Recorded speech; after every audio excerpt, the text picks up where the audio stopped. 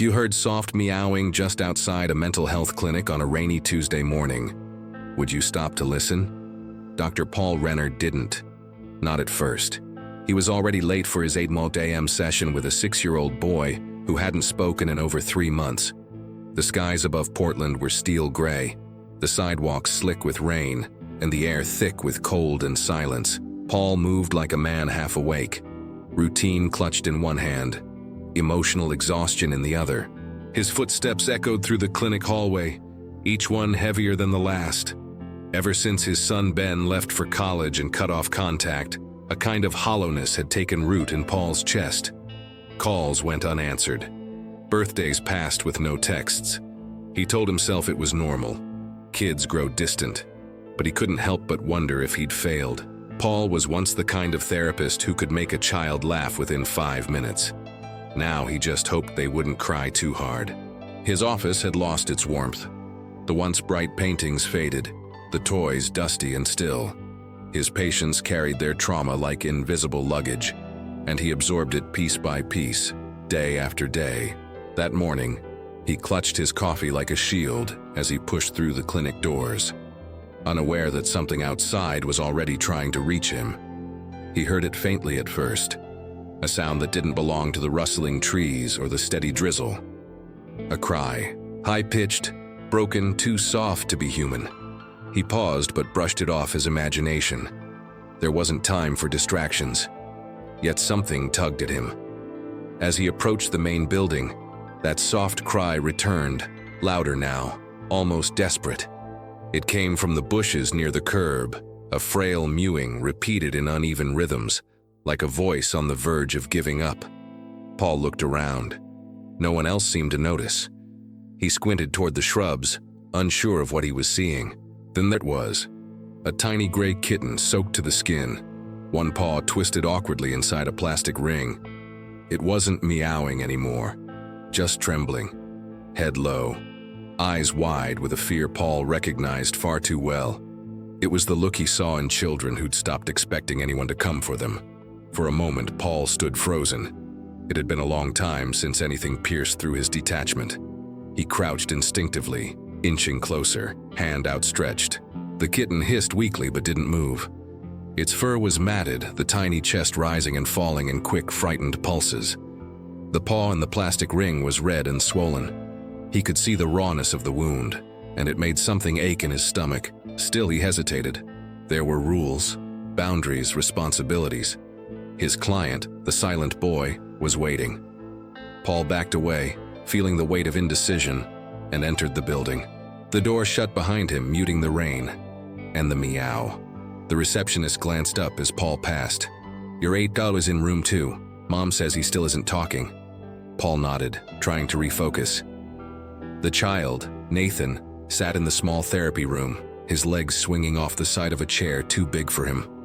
His face was blank, not angry or sad, just gone. The same look Paul had seen on war veterans and grieving mothers. He pulled up his own chair slowly, not saying anything, not wanting to push. Minutes passed. Paul leaned back, exhaled, and then it happened. Nathan spoke, a whisper, quiet but clear. "There's a cat crying outside." Paul froze. It took him a full second to register the words. Not only had the boy spoken, he had noticed something Paul nearly ignored. "You heard it too?" Paul asked softly. Nathan nodded. "He's hurt," the boy added, eyes still fixed on the floor. "He's waiting for someone." Paul felt a ripple go through him. The boy had broken a months-long silence, not because of therapy, not because of any brilliant intervention, but because of a tiny animal he hadn't even touched. It shook Paul more than he wanted to admit. He leaned forward. "Would you come with me?" Nathan didn't answer. He just stood, small shoulders pulled back with a quiet determination, and walked toward the door. Paul followed, glancing at the receptionist again, who blinked in surprise. "We'll be right back," Paul muttered, not really sure if that was true. Outside, the cold hit them hard. The kitten hadn't moved far. It sat near the wall now, tucked under a bench, shivering uncontrollably. Paul approached carefully, pulling off his jacket and wrapping it around the small body. The kitten didn't resist. It just let out a tired, raspy sound and curled into the warmth. Nathan kneeled beside Paul. "He's scared," he said. "He thinks he did something wrong." Paul looked at him, not at the kitten, and felt a sharp pang in his chest. This wasn't just projection. It was recognition.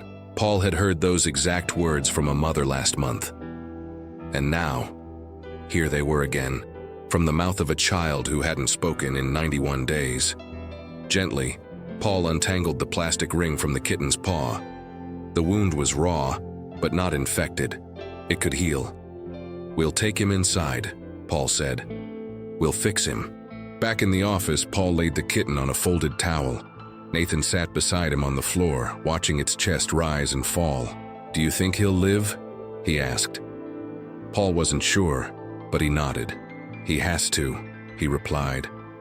There was silence for a moment, not uncomfortable but sacred. Then Nathan whispered something that cracked through Paul's well-guarded calm. He stopped talking because someone left him, but maybe if he sees someone stay, he'll try again. Paul felt the words land like a stone in water, rippling outward, touching things he hadn't let himself feel in months.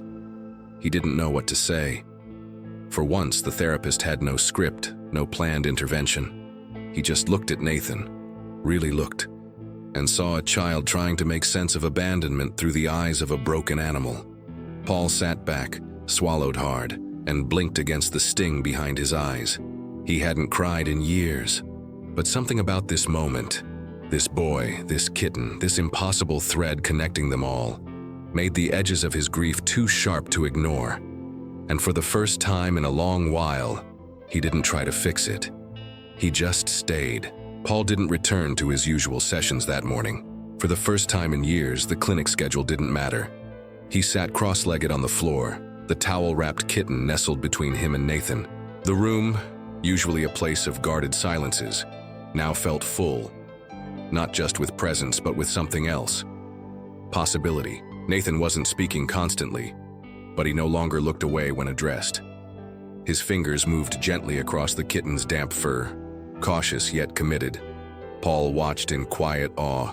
The boy who hadn't responded to his mother's voice in 3 months was now humming softly, a tune too faint to recognize, but unmistakably full of care. Still, part of Paul resisted this detour. He knew the rules. Pets weren't allowed inside the clinic. There were hygiene standards, liability policies, supervisors who wouldn't understand. But something inside him, something deeper than policy, told him this wasn't a disruption. It was a turning point. He'd spent so long trying to reach children through language, books, structured play. Yet here was a wounded animal doing in minutes what therapy hadn't in months. Paul looked down at the kitten. It wasn't just Nathan who needed healing. He did too. He placed a call to the front desk. "Clear my next 2 appointments," he said firmly. "There's something important happening." The receptionist hesitated. "Dr. Renner, is everything okay?" He paused. For the first time in a long time. "Yes." Hanging up, he knelt beside Nathan again. "I think we need to get him checked out," he said. "Do you want to come with me to the vet?" Nathan didn't answer with words. He just stood up, still cradling the towel as if it contained something sacred. Paul grabbed his coat and keys. They walked out together, wordless but aligned. The rain had slowed to a mist. Paul drove carefully, stealing glances at the boy in the rearview mirror. Nathan was focused entirely on the bundle in his lap, whispering things Paul couldn't hear. Not therapy talk, not coping exercises, just kindness. When they arrived at the vet clinic, Paul explained the situation briefly. The receptionist was skeptical. "You just found him?" But after seeing Nathan's face, she softened. "We'll do our best," she said. The kitten was taken to the back for an initial evaluation. Paul expected Nathan to panic when they took it away. Instead, the boy simply said, "He'll come back. He just needs someone to try." They waited in a small room with faded posters and the smell of antiseptic. Paul offered Nathan a juice box from a nearby table, which the boy accepted silently. Minutes passed and the vet finally returned. "He's in rough shape," she said. "Dehydrated, slight infection in the paw, but nothing we can't handle." Paul let out a breath he hadn't realized he was holding. We'll keep him overnight. Warmth, antibiotics, food. He should make it. Nathan didn't smile, not exactly, but his shoulders relaxed. A little. That alone felt monumental. As they walked back to the car, Paul finally asked the question that had been growing in his mind all morning. "Nathan, why did you talk today?" The boy looked up at him, eyes clearer now than they had been in months. "Because he needed someone, and I knew how that felt." The words were soft, but they hit Paul with the force of a confession. He didn't respond right away. He just nodded slowly, fighting the emotion rising in his throat. That's when he knew. This was no longer just about helping a child. This was about redemption, for both of them. Back at the clinic, Paul typed up a report for Nathan's case file. But nothing he wrote could capture what had actually happened. Initial verbal breakthrough triggered by external emotional catalyst. He wrote, then deleted it. Too clinical, too detached. Instead, he typed a single line. Nathan spoke to save someone else, and in doing so, began saving himself. It wasn't traditional. It wouldn't pass a supervisor's audit, but it was the truth. And Paul had stopped caring about protocol. Some things were more important than policy. Later that evening, Paul sat in his kitchen alone, staring at the empty chair where his son used to eat breakfast. He picked up his phone. No texts, no calls. But for the first time, he didn't feel angry, just open. He opened a new message. "Hey Ben, I saw a kid today who reminded me of you. He didn't talk for 3 months, then today he spoke. I thought you'd like that." He hovered over the send button, unsure, then tapped it, just like that. No expectations, no judgment, just trying, like the boy, like the kitten. The next morning, Paul was back at the vet clinic at 7:45 a.m. sharp. Nathan arrived minutes later, hand in hand with his mother, who looked stunned when her son walked up to Paul and said, "Can we see him?" No prompting, no hesitation, just words, clear and bright like sunlight after rain. The vet led them to the small recovery room. The kitten, now dry and wrapped in a clean blanket, blinked slowly as they approached. Nathan knelt down and whispered, "You came back." The kitten gave a soft, tired meow. Paul swallowed hard. He couldn't walk away anymore. The kitten, now affectionately named Shadow by Nathan, was cleared to go home 2 days later. Paul didn't have the heart to send it to a shelter, not after everything it had ignited. He offered to foster Shadow temporarily, and when Nathan heard the news, he smiled for the first time. A real smile. Small, but unmistakable. Paul hadn't realized how much he'd missed that expression. Not just from Nathan, but from himself. The boy's mother stood nearby, tears welling in her eyes. "I haven't seen him like this since before." She didn't finish the sentence, but Paul didn't need her to. The pieces were all there. The transition from clinic to recovery wasn't smooth.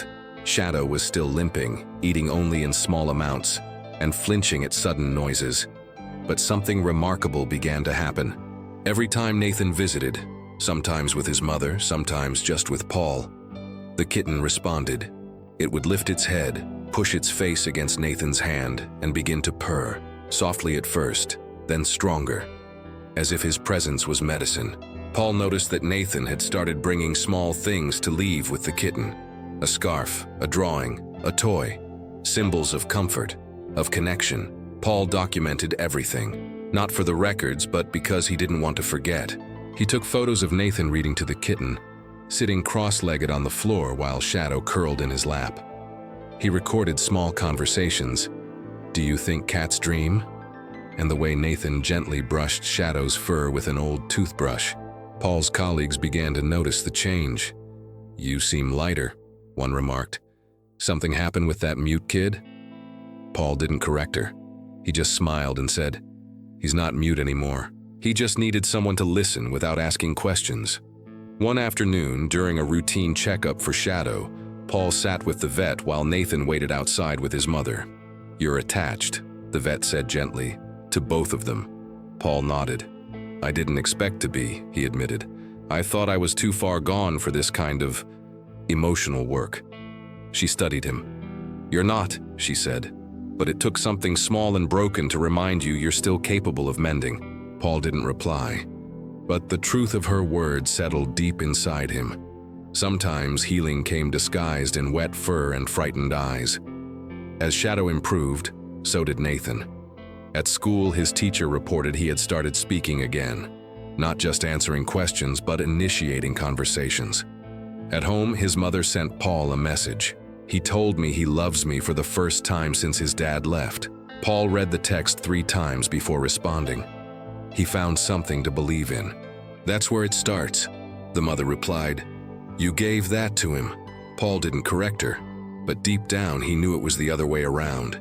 Nathan had given something back to Paul, something he thought he'd lost forever. One morning, Paul brought Shadow to the clinic, tucked in a pet carrier. Nathan was already waiting. They had planned a goodbye. The kitten would be adopted by a nearby family, carefully chosen. But as the moment approached, Nathan grew quiet. "Will they be kind to him?" he asked. Paul nodded. "Very kind. They know his story. They're ready to love him." Nathan didn't argue. He just knelt beside the carrier and whispered something only the kitten could hear. Paul watched the boy's fingers linger on the latch, and in that silence something passed between them, a quiet agreement. Letting go didn't mean forgetting. After Shadow left, Paul expected a relapse, but instead Nathan grew stronger. His voice came easier. His shoulders loosened. He returned to therapy not because he was forced to, but because he wanted to talk. "I think I want to help animals someday," he told Paul, "like vets do, or maybe like you." Paul smiled, the corners of his eyes creasing. "You already helped one. That's more than most adults can say." Nathan tilted his head thoughtfully.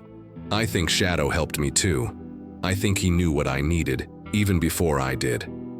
Word of the story spread within the clinic. Other therapists began referencing the cat case in hushed admiration. Paul received an email from the director. "If you're interested, we'd like you to lead a new pilot. Animal-assisted therapy for children in trauma recovery." Paul stared at the screen, stunned. It was the kind of offer he would have declined 6 months ago, too tired to try something new. But now, he felt something shift inside. "Yes," he wrote back, "let's talk." And when he clicked send, he felt something lift from his chest, the weight of doubt finally loosening its grip. A week later, Paul received a message from an unknown number. Just 2 words. "Hi, Dad." His hands trembled as he read it. "Ben." He typed back slowly, carefully. "Hey, son, I've missed you." The 3 dots pulsed, then stopped, then returned, then stopped again. Finally, a reply came through. "Can we talk sometime soon?" Paul stared at the screen, overwhelmed. The old ache returned, but softer now. It no longer screamed. It just hummed, a quiet echo of something broken that might still be rebuilt. He whispered aloud, to no one in particular, "Yes, we can." That same night, Paul sat on his porch, watching the rain fall gently on the empty street. In the distance, thunder rumbled softly. He closed his eyes and remembered the sound of that first meow outside the clinic. How he almost didn't stop. How close he came to missing everything. He thought of Nathan's voice, quiet but sure, saying, he stopped talking because he got left behind. That was the moment it all began. A boy, a kitten, and a therapist who thought he had nothing left to give. But life had whispered through fur and silence. Not yet. 6 months later, the clinic was nearly unrecognizable. A quiet corner room had been transformed into a sanctuary, soft rugs, gentle lighting, and the occasional purring of a rescue cat named Rosie, who now lived there full-time. Paul stood in the doorway watching a 7-year-old girl with PTSD softly braid yarn into Rosie's fur. There were no words yet, just presence, closeness, trust. That was enough. Across the room, Nathan, now a regular volunteer in the pilot program, smiled as he tidied up a shelf of books about animals and emotions. He looked taller, more grounded. His laugh was real, unguarded. His healing had become something larger, a gift extended to others. Paul's desk was now cluttered in a good way. Drawings, letters from parents, a framed photo of Shadow in his new home. The family who adopted him sent regular updates, always signed, From Shadow with Love. In one photo, the kitten, now stronger, eyes bright, was perched on the shoulder of a little girl undergoing cancer treatment. He watches over her, the father wrote. She says he knows how to wait when she feels quiet. Paul kept that photo at the center of his desk. It reminded him why they started all this, why he almost didn't, and how glad he was that he did. Nathan's mother visited the clinic one afternoon with a tray of cookies and a small thank you note. She hugged Paul longer than expected. "I was scared I lost my son," she whispered, "and I think I would have, if you hadn't listened." Paul didn't know how to respond. He never felt like a savior. But in that moment, he allowed himself to receive the gratitude. Not because he believed he deserved it, but because it had been so long since anyone told him he'd done something right.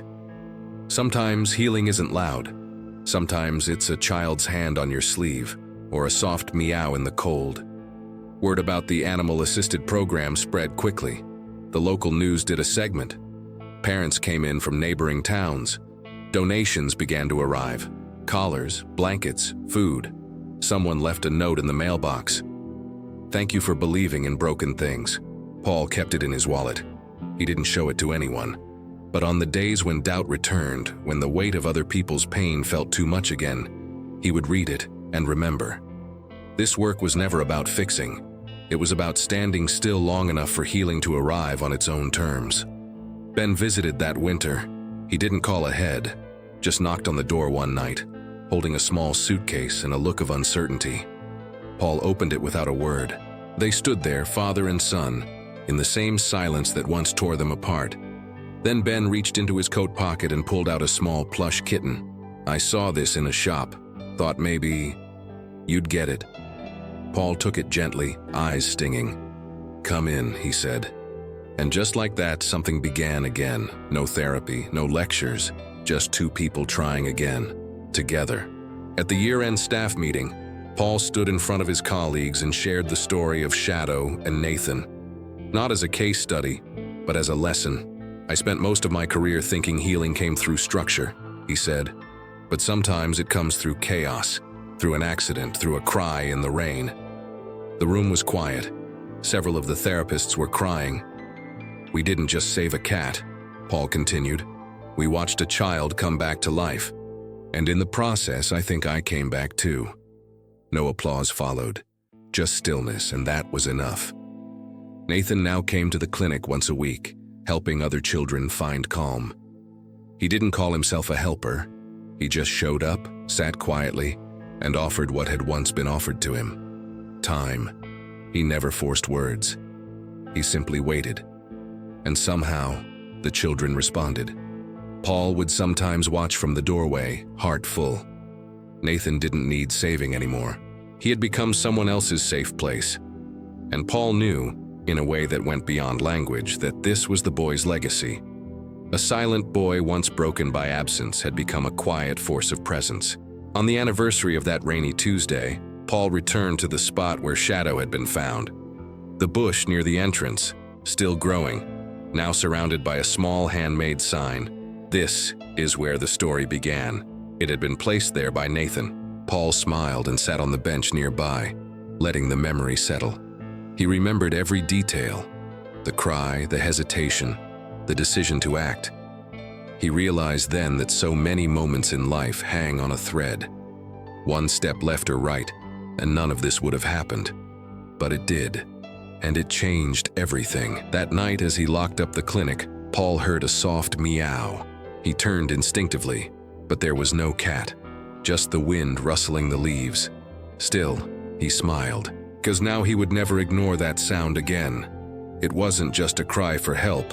It was a door opening, a voice finding itself, a reminder that healing doesn't always knock. Sometimes it meows and waits in the cold, and if you're lucky enough to hear it, your only job is to listen. Truly listen, because sometimes what you rescue ends up rescuing you. He didn't just save a cat. He found his purpose again. He found connection. He found hope. Nathan didn't just start talking. He began telling the world, without even knowing, that love is louder than silence, that every abandoned thing still holds value. And Paul, once convinced his best work was behind him, discovered that his greatest legacy had 4 paws, a healing purr, and a quiet boy who looked him in the eyes and said, "Thank you for staying." In that moment, Paul knew the truth.